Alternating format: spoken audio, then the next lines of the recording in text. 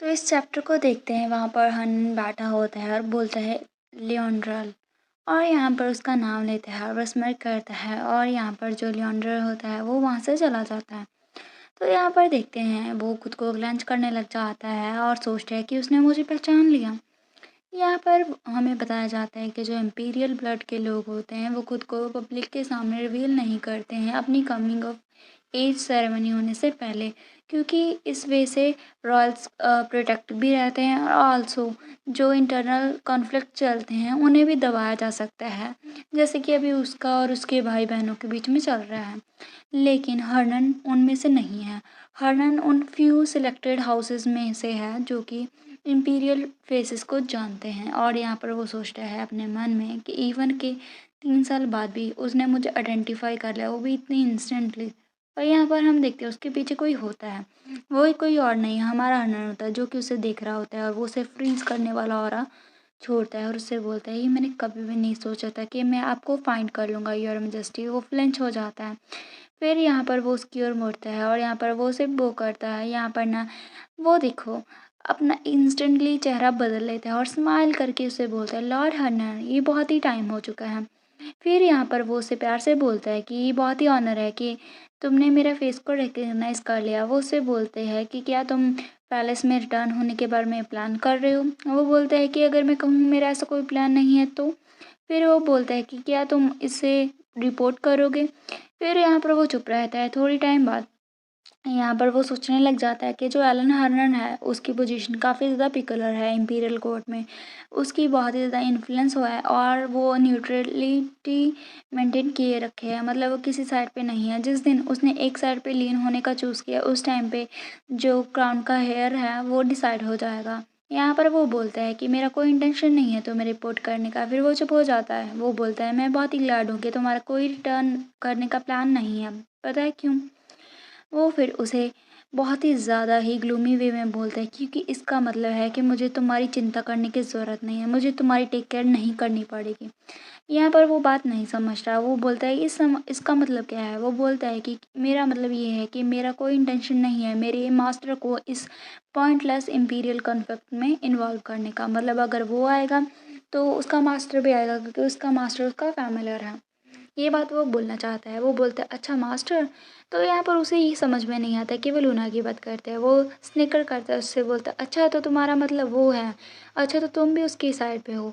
यहाँ पर ना वो रूलर ऑफ द मून की बात करता है। वो यहाँ पर ना उसका चेहरा पहले स्वीट से अभी ना डेंजरस इवल में बदल जाता है। वो बोलता है अच्छा तो तुमने मेरी मदद के अलावा किसी और को लॉयल्टी प्लेज की है, मैं तुम्हारे करेज की दाद देता हूँ। यहाँ पर वो चुप ही रहता है।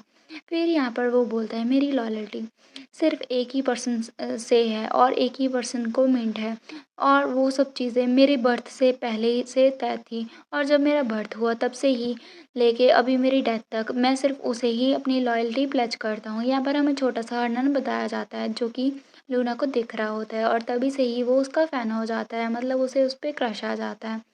और यहाँ पर उसकी लॉयल्टी मतलब हर्नन फैमिली के बीच में तो ये ट्रेडिशन ही है कि वो लूना को फॉलो करेंगे।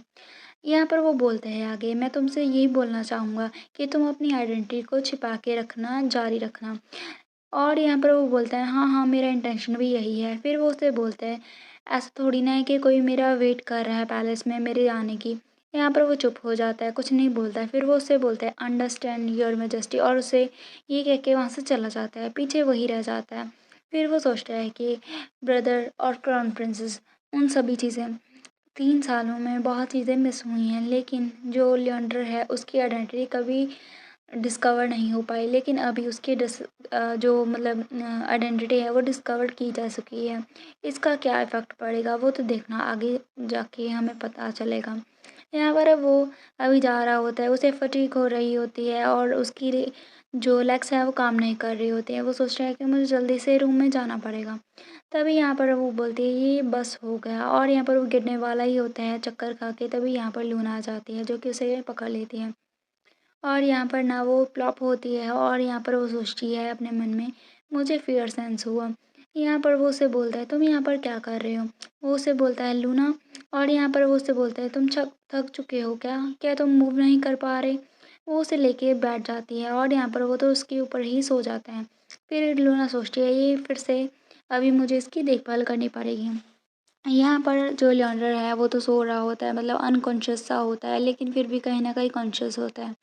उसे अभी कूल सेंट फ़ील होता है, वो सोचता है कि लेकिन ये जो चीज़ मैं स्मेल कर रहा हूँ वो मैंने पहले भी स्मेल की थी कभी, कहाँ पर? तभी उसे याद आता है, मतलब ये जो सेंट होती है वो लूना की होती है और यहाँ पर वो उसे सुला देती है बेड पे और यहाँ पर वो सोचता है ये सेंट अभी फ़ेड हो रही है, मतलब लूना उससे दूर जा रही है। फिर उसे याद आता है, वो उस सेंट को कैप्चर करने की कोशिश करता है और क्लिंच करता है। फिर एकदम से उसके दिमाग में हिट होता है और वो सोचता है कि हाँ, ये फ़ैमिलियर सी सेंट मुझे याद आया, मुझे पता चल गया ये क्या है। जब मैं डेथ पे ब्लीड कर रहा था तब मुझे यही चीज़ सेंस हुई थी। मतलब जब लूना उसके पास आई थी रूलर ऑफ द मून के अटायर में, वो सोची ये सेंट उस डीप वुड्स में से है, जंगल में से है। ये सटल सेंट मेरे स्कार्फ में से कमिंग आ रही है, मतलब उसकी स्कार्फ में भी ये कमिंग आ रही थी क्योंकि लूना ने उसे दिया था। फिर यहाँ पर वो सोचता है मुझे ऐसी स्मेल क्यों आ रही है? फिर वो सोचता है कि शायद मैं थक चुका हूँ, कल हर एक चीज़ सही हो जाएगी जब मैं उठूँगा और कल ये जो सेंट है वो भी चली जाएगी। लेकिन उसे नहीं पता चलता है कि ये लूना की थी, मतलब वो उन दोनों के बीच में कनेक्शन नहीं बिठा पाता। लूना वहाँ पर खड़ी होती है और ये सारी चीज़ें नोटिस करती है। तभी हमारा जो चैप्टर है वो शिफ्ट होता है और सिंथिया पर, मतलब हमारी जो फीमेल लीड है, जो ओरिजिनल स्टोरी की थी वो दिखाई जाती है।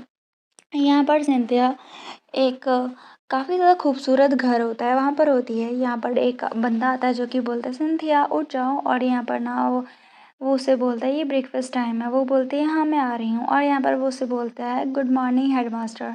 यहाँ पर वो काफ़ी ज़्यादा स्वीट बेबी लग रही होती है।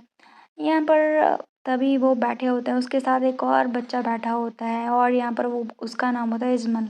वो उससे बोलता है गुड मॉर्निंग इजमल। वो दोनों एक दूसरे को ग्रीट करते हैं, अभी नाश्ते की थोड़ी बहुत बातें चीत करते हैं और एक दूसरे से थोड़ी बहुत अभी बात करते हैं क्लीनिंग वगैरह के बारे में। और जैसे ही हेडमास्टर वहाँ से चला जाता है वो क्लीन करना स्टार्ट कर देते हैं।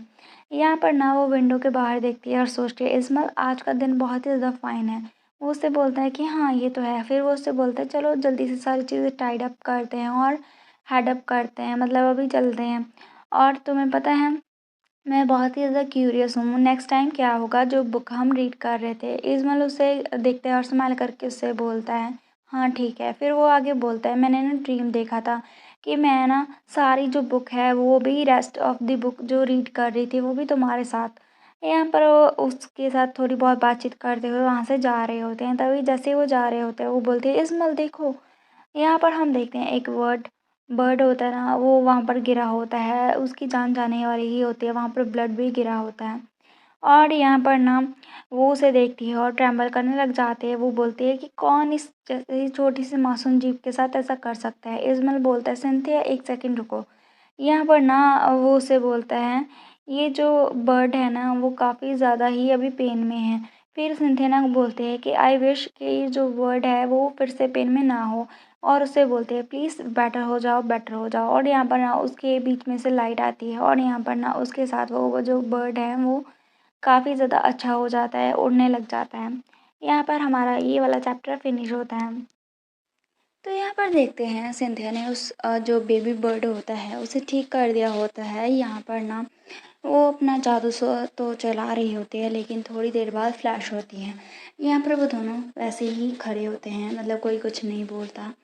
तभी यहाँ पर ना जो इस्माइल होता है वो बोलता है कि क्या ये वर्क किया, मतलब तुम्हारा मैजिक क्या उसने वर्क किया। वो यहाँ पर ना वहीं पर होती है, बहुत ही ज़्यादा शांत भरा माहौल होता है। वो अपनी जो होता है हाथ थोड़े थोड़े से ओपन करती है। यहाँ पर जो होता है इजमल वो उसको देखने लग जाता है। तभी यहाँ पर वो हाथ अपना खोलती है तो वहाँ पर जो बर्ड होता है वो ऐसे ही अच्छे भला होता है और काफ़ी ज़्यादा स्वीटली अपनी चहचहाट कर रहा होता है। तभी यहाँ पर वो हंसती है ठहाका लगाकर और उससे बोलती है इजमल तुम तो इसके लिए फॉल हो गए, मैं तो मजाक कर रही थी। वो बोलता है तुमने मुझे डरा दिया। तभी अचानक से वो देखते हैं वो बर्ड ना जल्दी से उसके हाथों से उड़ जाता है। फिर वो उसे बोलता है, वो देखो वो वहाँ से उड़ रहा है। इस्माइल उसे बोलता है चलो जल्दी से उसे पकड़ते हैं। फिर दोनों ही उसके पीछे पड़ जाते हैं और उसे स्टॉप करने का ट्राई करते हैं, लेकिन यहाँ पर ना वो जो बर्ड है किसी के हाथ नहीं आता और इधर से उधर घूमता रहता है। तभी यहाँ पर ना जो इस्माइल है वो उसे बोलता है वो तुम्हारे रास्ते पर आ रहा है, सिंथिया जल्दी से नीचे झुको। वो नीचे झुक जाता है, झुक जाती है और यहाँ पर ना इस्माइल जल्दी से विंडो खोल देता है और वो विंडो से बाहर निकल जाता है। जैसे ही वो बाहर निकलता है वो सोचता है कि मैं फ्री हूँ, मैंने खुद का पाथ चूज़ किया है। यहाँ पर वो दोनों ही हाफने लग जाते हैं इतना पकड़म पकड़ाई के बाद। फिर वो हंसते हुए बोलते हैं ये क्या हो गया, और यहाँ पर ना उनकी हंसी के साथ हमारा ये जो चैप्टर है वो फिनिश होता है। यहाँ पर देखते हैं हेडमास्टर आता है और उससे बोलता है कि क्या तुम लोग फन कर रहे थे। यहाँ पर इस्माइल शांत हो जाता है हेडमास्टर के आने पर। फिर वो बोलता है कि क्या तुमने अपने बैट्स वगैरह लगा लिए। फिर वो उससे बोलता है तुमने बहुत ही अच्छा किया, गुड गर्ल सिंथिया। और यहाँ पर ना उसकी जो थपकी पाकर वो काफ़ी खुश हो जाती है। हम इस्माइल का चेहरा देखते हैं जैसे कि वो खुश ना हो। फिर वो उससे बोलता है हेडमास्टर क्या ये सही नहीं है, शी इज़ गुड गर्ल है ना इस्माइल। यहाँ पर इस्माइल कुछ नहीं बोलता और वहाँ पर ऐसे ही शांत होता है। फिर हेडमास्टर बोलता है चलो जाके अपना एंजॉय करो स्नैक्स को जो कि रूम में रखे हैं। वो बोलते हैं कि क्या स्नैक्स। वो उसे बोलती है कि हाँ वो प्राइस है तुम्हारे गुड गर्ल होने के लिए। फिर वो बोलती है हाँ, और यहाँ पर वो कह के चली जाती है। और यहाँ पर ना वो उसे बोलता है इस्माइल तुम मेरे रूम में आओ। यहाँ पर वो दोनों अलग अलग हो जाते हैं। यहाँ पर इस्माइल और हेडमास्टर अकेले रह जाते हैं।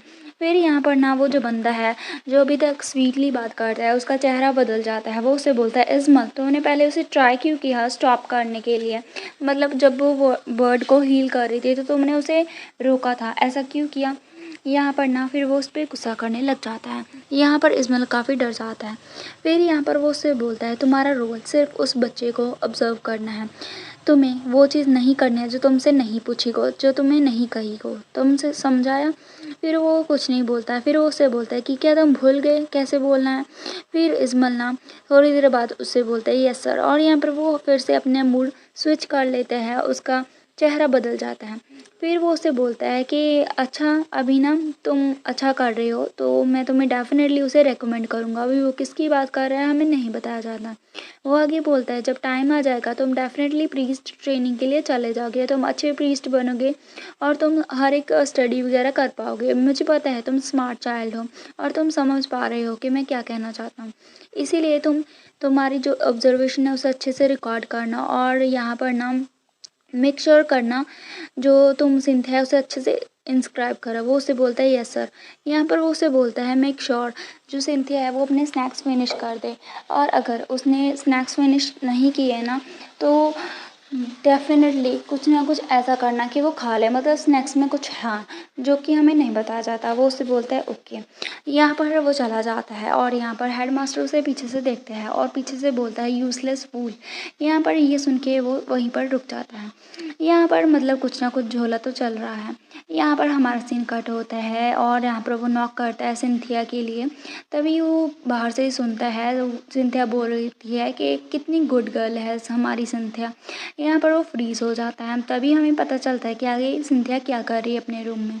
यहाँ पर सिंथिया ना उसने अपने पेरेंट्स वगैरह के डॉल्स बनाए होते हैं और यहाँ पर वो अपने पेरेंट्स से बोल रही होती है कि तुम मुझसे हक क्यों नहीं करते, हमारी बेटी कितनी अच्छी है, ऐसे ऐसे खुद ही डबिंग कर रही होती हैं। यहाँ पर पीछे से इस्माइल देखता है और बोलता है ये तो वुडन डॉल्स हैं जो कि मैंने बनाई थी। यहाँ पर ना उसके अंकल आंटी मतलब सारी जो उसकी फैमिली होती है वो होती है और यहाँ पर ना उसके लिए बहुत ज़्यादा जो बातें चीतें हैं वो कर रही होती हैं। इस्माइल देखता है और सोचता है कि क्या वो खुद से बातचीत कर रही हैं। यहाँ पर हमें थोड़ा बहुत बताया जाता है जो होती है सिंथिया उसकी फैमिली ने उसे एक बार ना अपने अंकल के पास जो कि अभी अभी का हेडमास्टर है उसके पास छोड़ दिया था और उसकी मॉम ने उसे बोला था तुम्हें बस एक नाइट रहना है अपने अंकल के साथ।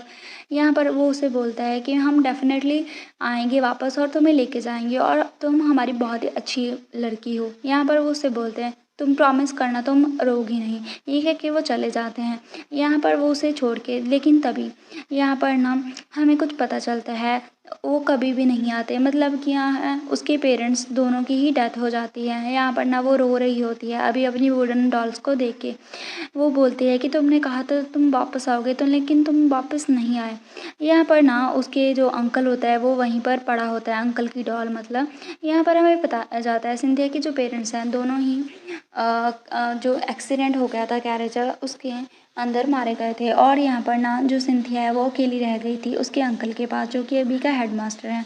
और यहाँ पर उसकी जो लाइफ है अभी काफ़ी ज़्यादा बुरी है। यहाँ पर इस्माइल उसको नहीं छेड़ता, बल्कि वो बाहर ही बैठा रहता है और उसकी गम में खुद भी शरीक हो जाता है। वो सोचता है कि इवन कि उसकी डॉल लाइफ में भी वो हैप्पी एंडिंग नहीं पा सकती। और यहाँ पर हमारा चैप्टर फिनिश होता है।